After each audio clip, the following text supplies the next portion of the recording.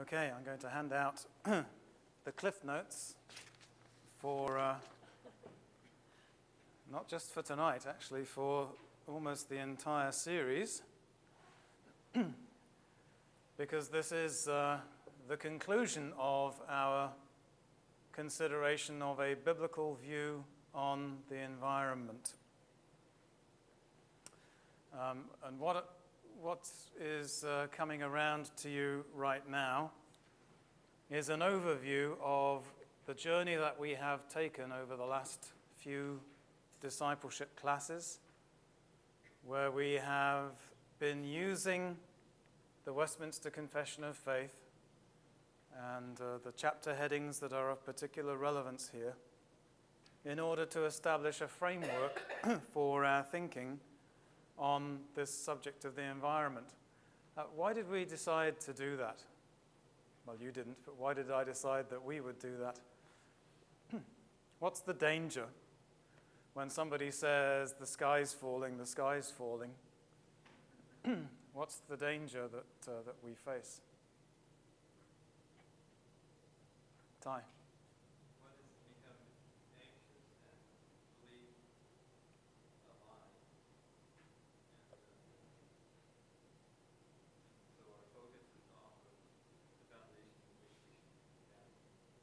Okay, so we can become anxious, we can believe the lie. And what's another danger in terms of our reaction, what we might do?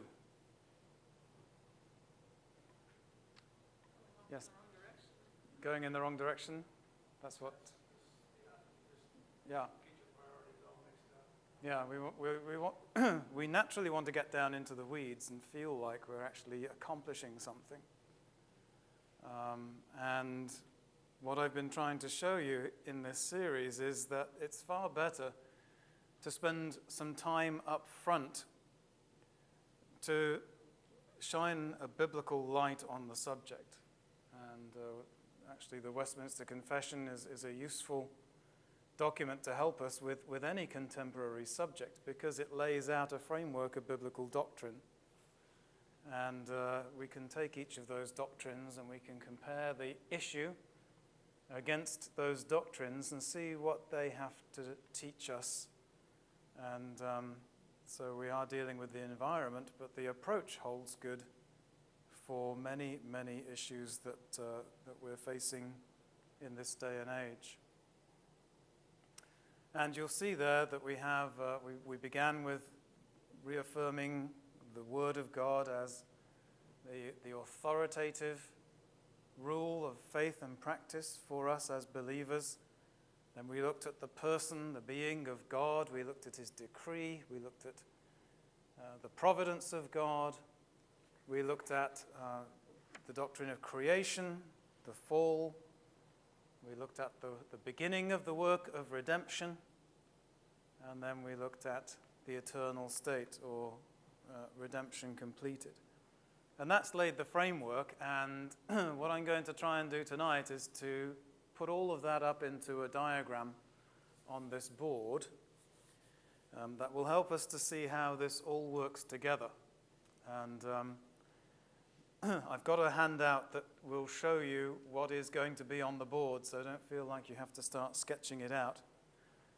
We have the Earth here kind of floating around in a bit of a void. But if we were going to look at the Earth and the sort of vertical axis here was where it came from and where it might be in danger of going according to some views of environmentalism, where did it come from? When we looked at the doctrine of creation, where did it start out? What was the phrase that was used of it? In the beginning, God created the heavens and the earth. Yeah, and it was... Okay, so let's put... Very good up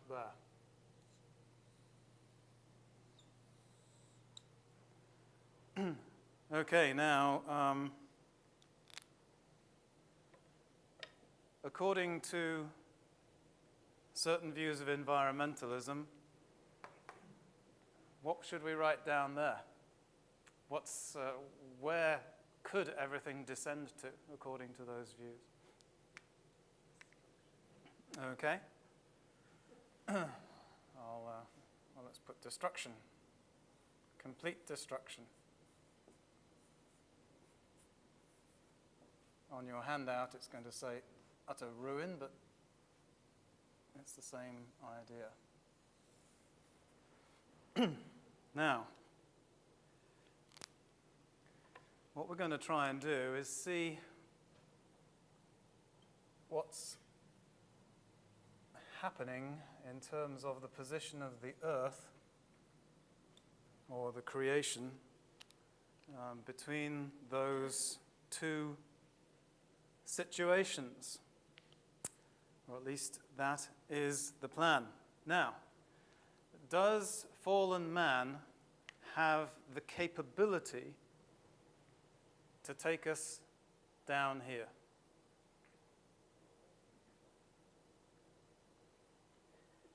I'm not talking about whether it is going to happen. I'm talking about whether man has the capability to do it. He certainly does.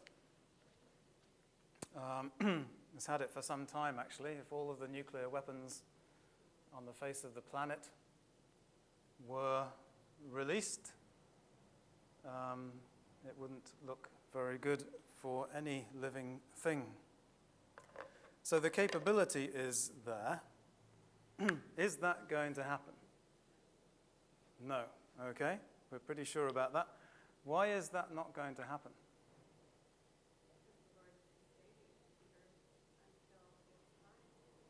Okay, so God is sustaining it. And so that is going to, let's put that in here. Why is God sustaining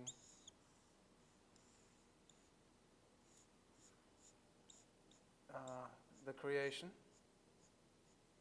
Why doesn't he let it come down here? Okay, he has purposes. This is going back to his decree and his providence. And what is his purpose for created things? What's the point of it all? To give glory to God. And how is God going to obtain glory from the created order? How will that work out? In many ways, I don't know if you're looking for several or just a specific one, but just first of all, that as it reflects his power, his magnificence, his beauty, his creativity, as a reflection of himself, and that's only one area. Right, it's a reflection of himself, and it shows all of the various attributes that are God, that are elements of his being. And particularly we might want to think about his mercy, his grace, his justice, his wrath. All of those things, they need a stage upon which to be displayed. And that is what this is here for. So how long is the creation going to last, this present creation? Until the Lord determines that he has fulfilled his purpose. Right. So, purposes of God.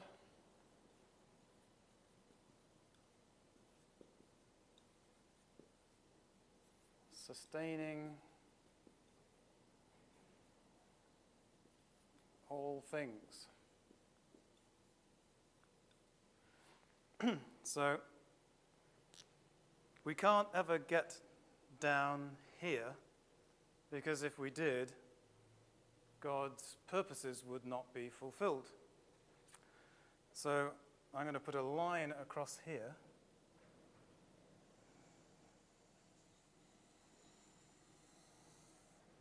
That shows that we can't get down that far.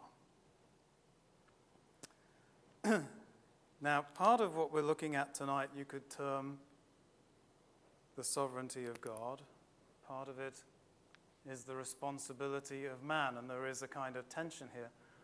I can't remember how long and how many pieces of paper I went through trying to chart all of this out.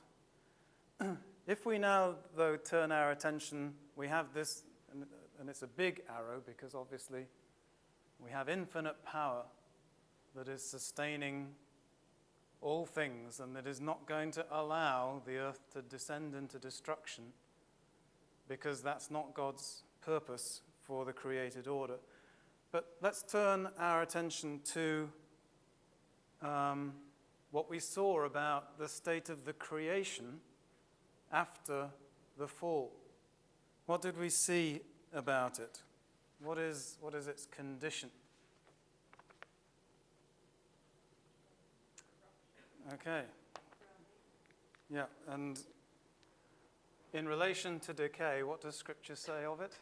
It is in what to decay? In bondage to decay. Okay, so let's put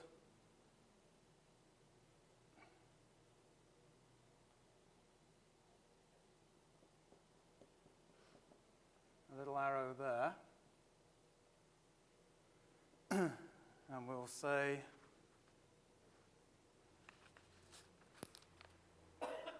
bondage to decay.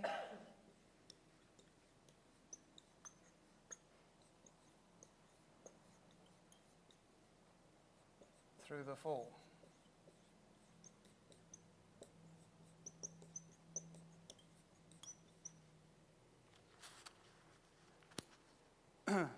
And what did we say? If you could take man out of the way, would that solve the problem?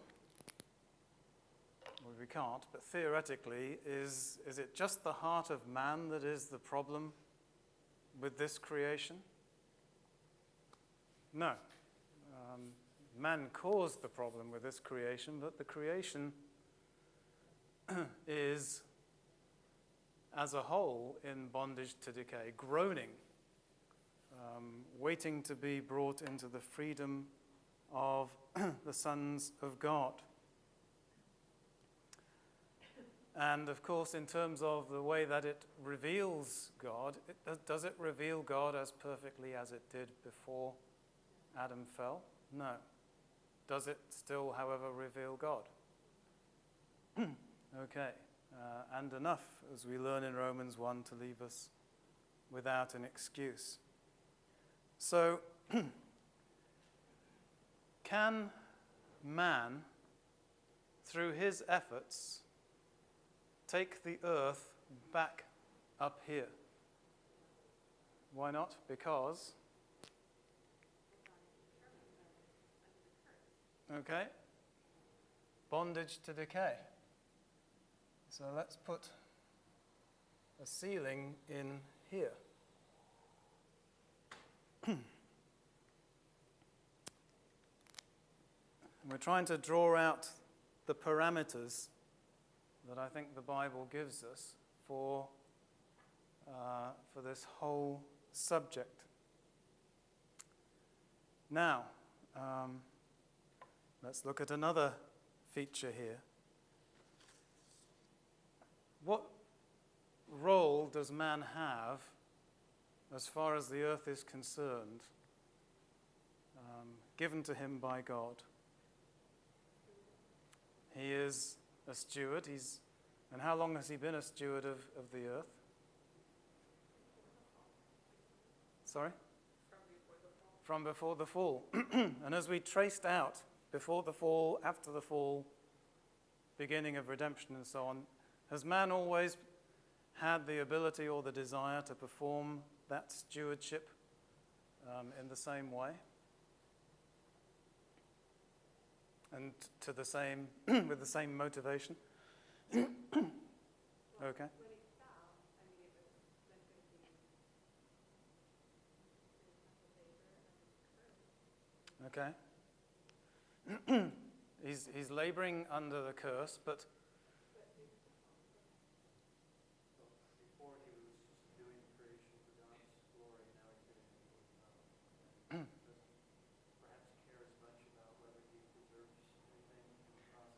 Right.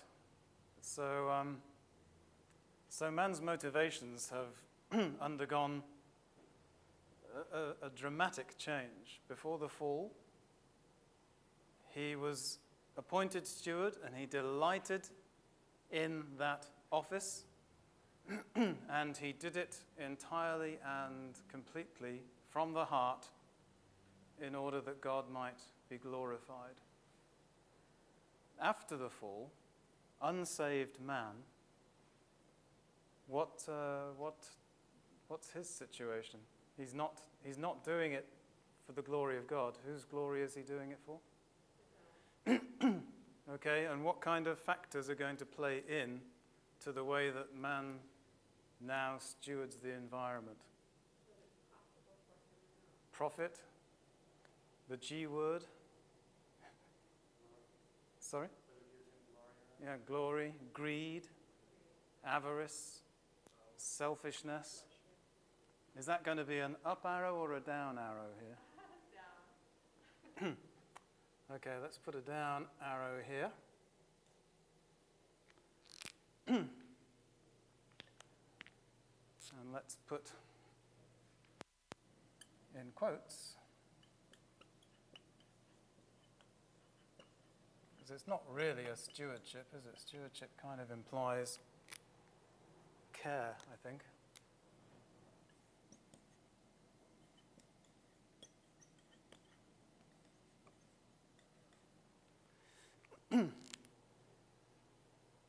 Okay, but then we saw that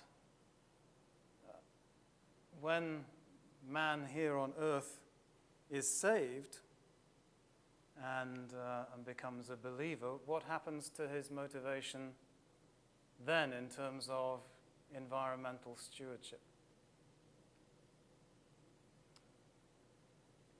Does it stay over there? Okay, so what's going to be the motivation? Pure, unmixed? No, not pure and unmixed, but nevertheless, as the Holy Spirit works in the heart of a redeemed sinner, there is more of a concern to do things for God's glory. There is more of a realization of the internal greed and pride and so on and so forth that drive abuse of that role of stewardship over there. So what would we do? How would we mark the activities of redeemed mankind on here? Is that going to be a down arrow or an up arrow? It's going to be up, okay? So let's put that in here.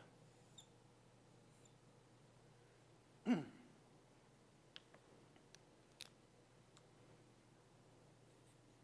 we won't put quotes now because this is more properly called stewardship, I think.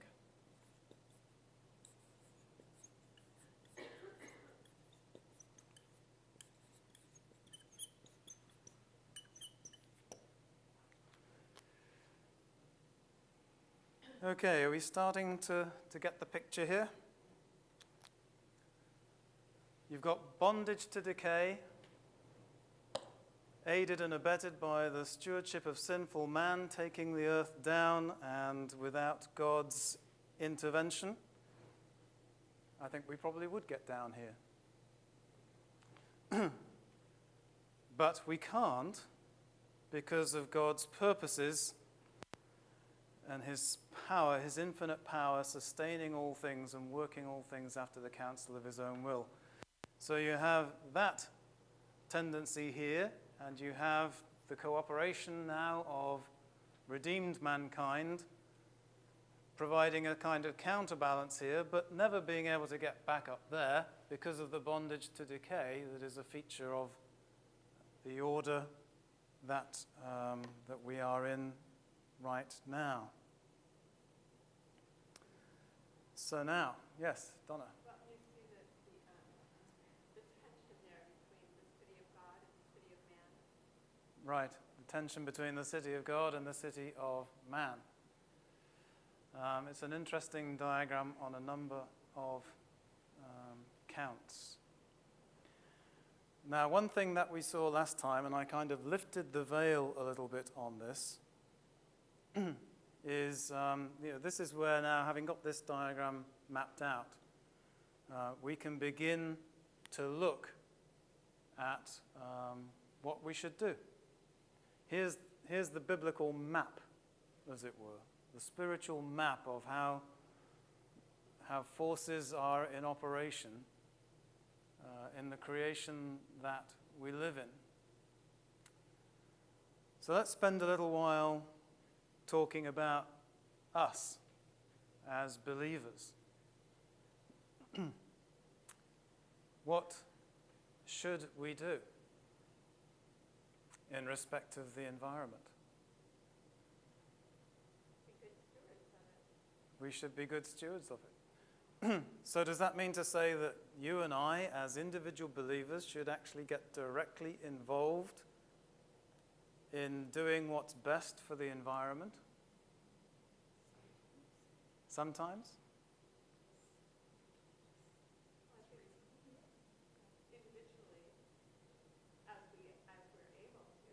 Individually, Individually, yeah, as we're able to. but I don't know that, are we all called to drop everything else and just focus on the environment? I don't think so. Right. Yeah. I don't think we are all called to drop everything and spend our entire lives answering a call in terms of the environment. But here's a question that I think we may have touched upon in the past. The further this activity happens, what is that doing to the revelation of God in creation? The more success that sinful man has in satisfying the desires of the flesh, what's happening more and more to the revelation of God in creation? Can't be obscured to the point where man no longer has an excuse. But what's happening there? It's marring it more and more. So, to the extent that we're able to get involved and reverse some of that, is there a gospel impact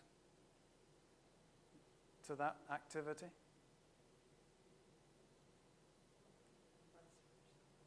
Sorry? And vice versa. And vice versa. To the extent we don't. Or The gospel impact as we're good stewards. And as we share the gospel, there's an impact. right, in the direction. right. There are more redeemed mankind observing biblical stewardship. Right. So, certainly, there are two things that we can do then. One is we can get involved to try and restore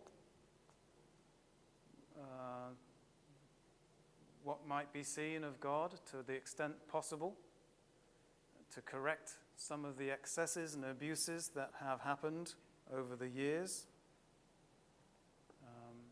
And that, thinking about, for example, I don't know, think about a marshland which has been contaminated by a factory that released all kinds of heavy metals and it's just died. Now, if you could take those metals out and the marshland grew up again and the birds and the insects and so on came and took up habitat there, does that better glorify God than a kind of stinking, contaminated cesspit of what used to be a marshland? Yeah, so some of that activity could be helpful. I think also, though, for the individual, you have this kind of thing going on, where the individual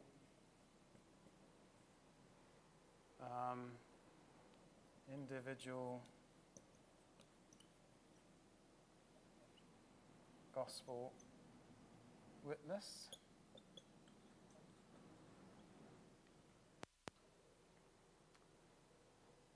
one thing that we do have to figure out here,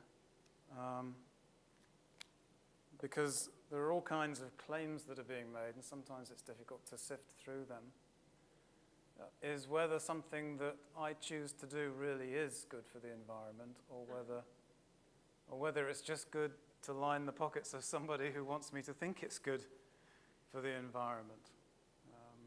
So you'd have to really check the numbers, and it gets quite complicated.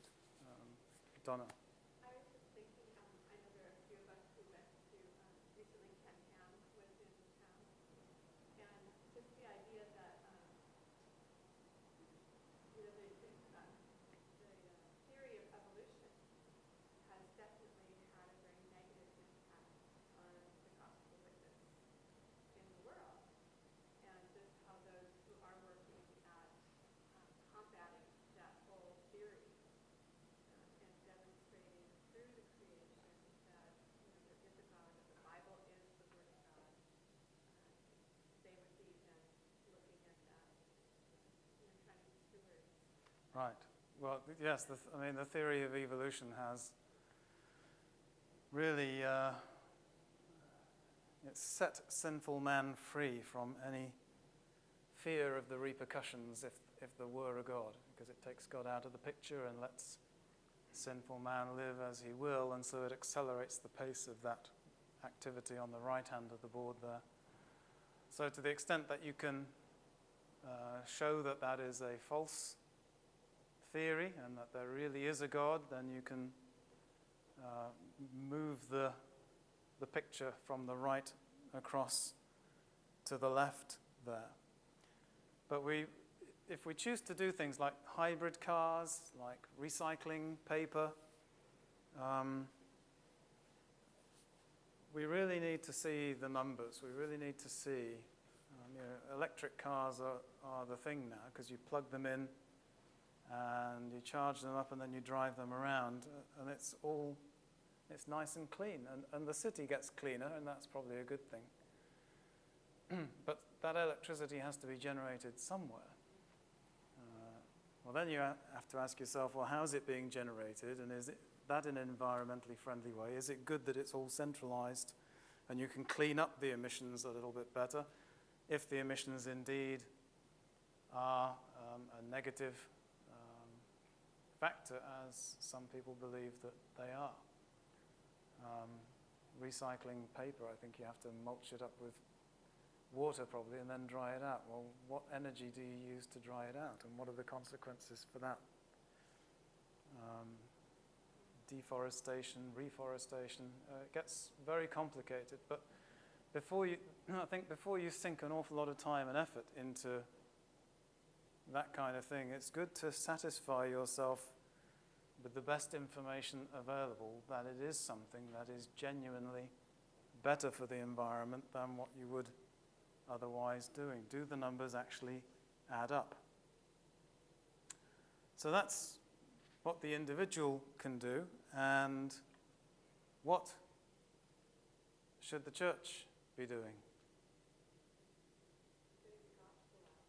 Okay. Yeah, that is a huge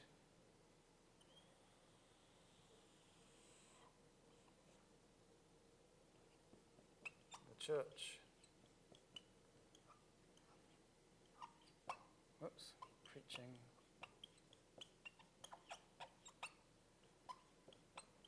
The gospel.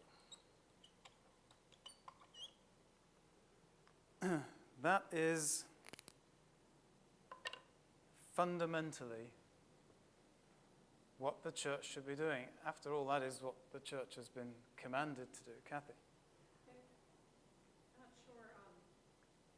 Not sure where this fits in your diagram, but when I was just out of college a little while, I had the opportunity to go to Eastern Europe, or Poland, as a matter of fact, and before the Iron Curtain fell, and I was struck at the pollution there. And everything was dirty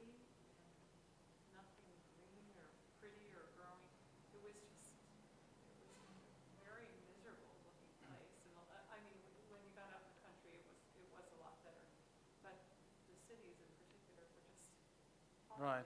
bad looking, and kind of the poster child for pollution, you might say. And it struck me that America's not terribly Christian nation anymore, but look at the influence Christianity has had on our nation, that that we're striving to make it beautiful, that we've got all of these even non-believers fighting to preserve the environment. Now again, the motives are not there, but the influence that we should have go that direction. We should fight to clean up the environment. That's a corrupt remnant of God's original mandate, and it just doesn't seem to be there in a society that doesn't have a Christian conscience. Well, that's true. I mean, what Christianity has done is to provide a restraint. God takes that restraint away, and that's one of the aspects of the wrath of God being revealed against those who suppress the truth in unrighteousness. But if you go to places where God is pushed out of the picture, like some of those communist nations, if you go to places that are completely sold on a materialistic view of life and are playing catch-up, like some of the Asian economies right now, where I'm told in certain cities, if you go to the 50th floor of a high-rise building, you can't see the ground because the pollution is so thick. Whatever the reason, the restraint that we have had, I think, has been good for us, but that restraint is disappearing. There's a kind of motive of self-survival now behind some of the environmental activity, because everybody is predicting we're heading to the bottom of the board.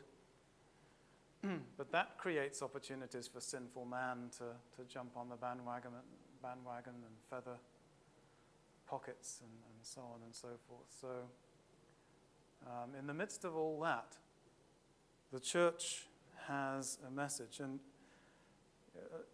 I think in the Victorian era, certainly in England, it was when the social gospel was born. There was a lot of poverty, there was a lot of need, and the church, large sections of the church, embraced the idea that it was the church's role, to the exclusion of almost anything else, to try and meet the social needs of the population. And so you had this whole social gospel, I suppose, with the idea that people would adopt a more Christian lifestyle, having experienced that care from the church. And you can see the appeal of that kind of thinking, and it's not entirely wrong, but it's not what the church is supposed to be about, primarily and fundamentally. Now we are here in the 21st century, and I think the church is facing the same temptation. Anything that our enemy can do to get us away from this activity, he's going to do. So he wants to redirect the church and say, hey, we're an organization, we can get involved over here and start pushing the earth back up to very good.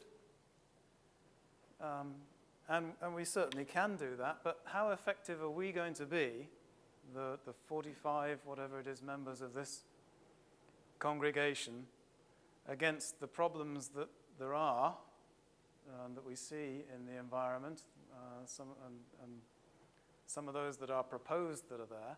How effective are we going to be if we all recycle, and recycling turns out to be a really good thing to do, versus what we might accomplish if we do what God commanded us to do as a church? And supposing by the grace of God, over the next 5 years, 45 more people came to know the Lord, or 100, or 200. Or the Lord sent revival, and it was actually 10,000. And then it spread to other cities, and it became hundreds of thousands, and then millions. Now you've got a completely different balance here. You've shifted the balance in the nation from one that is trending downwards, and you've come across here, and with new hearts and with the Holy Spirit at work, suddenly you see things going up. It's what happened in the Great Awakening in England. 1 century before the Great Awakening began, this is where you were at. Then the Lord sent that revival, and in the next century you've got Wilberforce tackling slavery, you've got Shaftesbury dealing with child labor, you've got all kinds of reforms going on because the stage had been set and the people's hearts had been brought to a position where they were far more amenable and responsive to that kind of activity. So can you see how that kind of maps out, and it's against a framework of biblical doctrine? That it does reflect, you have this sheet in front of you. Can you see how most of what we have looked at, if not all of it, on this sheet is actually reflected in that diagram? Is there anything that we've missed out? And do you think this does actually put in place a useful framework so that when we're trying to decide what shall I do, or what should we as a congregation do, we have a biblical answer to that question, or at least a pretty good starting point and a good framework. And biblical reality checks on how bad it's going to get or how good we can make it. Yeah, Sean. I was going to say that Ken Ham, the recently spoke over there, in his presentation pointed out that Christians are often dealing with symptoms of the problem, not the root cause. Whereas the atheists are destroying our foundation. Right. Taking our footing out from under us. So we're talking about doing the same thing, not dealing with the symptoms of the problem, which is the industry and the environment, because they're sinful. Right. Instead of dealing with that, dealing with your sinful hearts with the gospel. Right. So what Sean was saying is it's a matter of dealing with the actual problem and not dealing with the symptoms of the problem. If all the church left off this activity and came in and started to do this stuff here, it's like taking an aspirin for a headache. It might cause you to feel a little bit better for a while, but it's not dealing with the thing that gave you the headache in the first place. Whereas preaching the gospel, the problem is and always has been the sin of mankind and the heart of man. And we have the cure for that, not a palliative, not an aspirin. We have the cure. And that's a wonderful place to be. I remember you've heard me talk about Tony Seeger, who was an assistant pastor at a church I was at in England once. He's now pastor at Binfield. And I remember him doing a children's talk in Carey one morning, and he talked about having the cure to a terminal illness, suddenly coming across this cure. And he said, and you've got that cure. There are people dying of this disease every day, and you've got the cure. And what do you do about it? Nothing. You keep it to yourself and think, well, this is great. I've got the cure. That's great.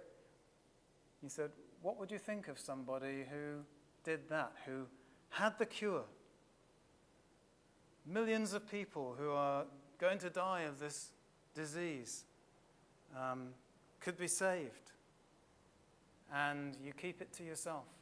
You don't tell anybody else. And little boy in the congregation put his hand up and said, Tony said, yes, what would you think of a person like that? And this little boy said, I'd think he was pretty mean.